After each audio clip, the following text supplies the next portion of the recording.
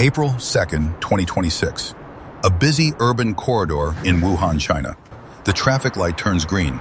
A fleet of white, sleek robo-taxis should be pulling away, optimizing the flow of the city. Instead, they stop. They aren't crashing. They aren't swerving.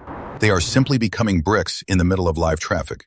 Their hazard lights begin to blink in perfect, terrifying unison. Behind them, the city begins to choke. Human drivers lean on their horns. Eventually, they mount the curbs to escape the silent blockade. Inside the empty cabins, the dashboards flash a sterile status report. System malfunction. At first glance, it looks like the opening salvo of a sophisticated state-level cyber attack. But as infrastructure begins to buckle across the globe, a different pattern emerges. From the 50-year-old rusted water mains in Lame Deer, Montana, to a total government IT blackout in South Dakota. When officials finally opened the server racks to find the hackers, they didn't find code. They found a handful of physical Ethernet cables. They had been incorrectly labeled with adhesive tape. We are told the future is frictionless, autonomous, and digital. But the reality is a world held together by mislabeled wires and decaying pipes. How much of our high-tech survival depends on a single piece of incorrectly placed tape? This is the story of the fragile city. This isn't just about a few stranded cars in China. It's about the integrated urban utility network, the invisible web of code and copper that keeps a modern city breathing. January 7, 2026, San Francisco. Widespread power outages leave thousands in the dark. In a sterile hearing room, the San Francisco Board of Supervisors blasts PG&E. They call for a formal inquiry into the public utility system. The supervisors are holding inquiry documents. They want to know how a smart grid could be this brittle.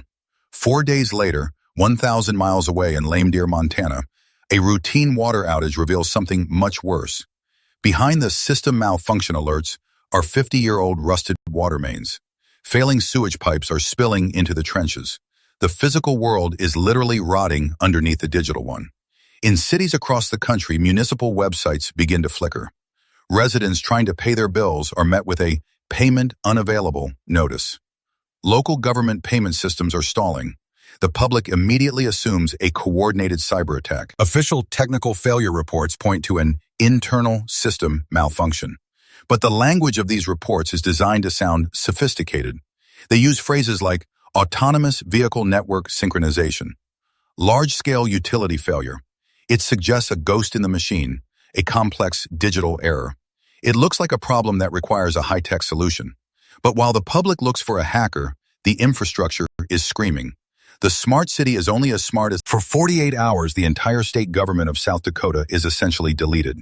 The IT department is scrambling. They are convinced they are under a sophisticated state-level cyber attack. But when technicians finally walk into the data center, they don't see a digital breach. They walk through the quiet, air-conditioned aisles of the server farm. They look at a specific server rack, dense with blue and yellow Ethernet cables.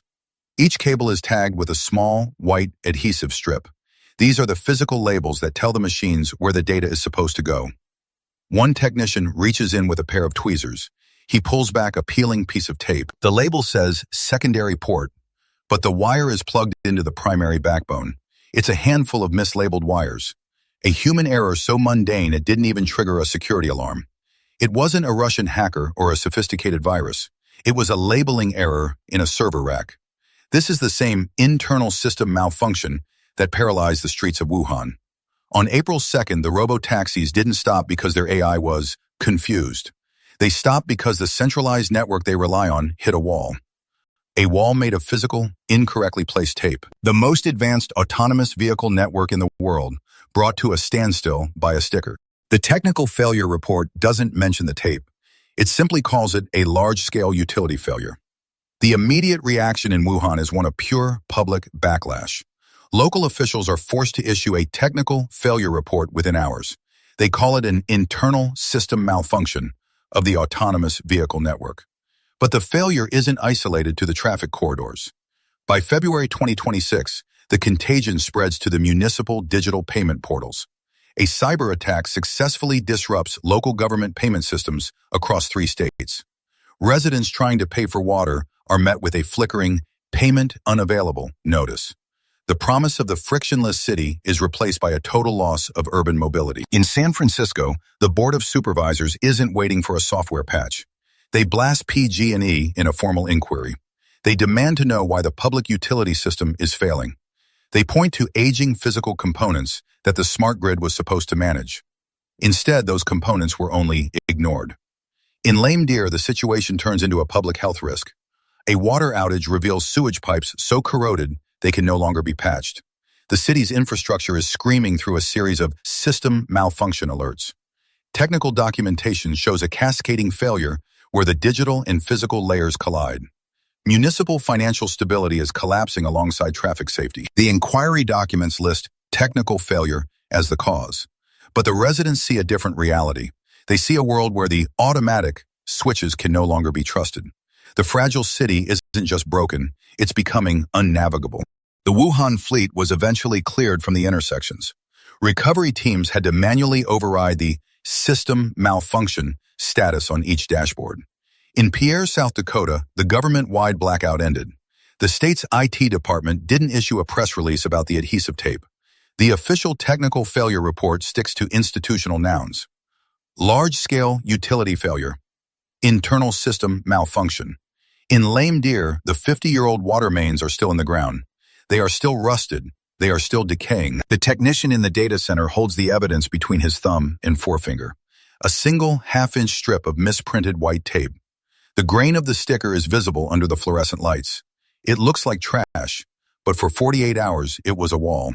He drops it into a waste bin and reaches for a new roll of labels.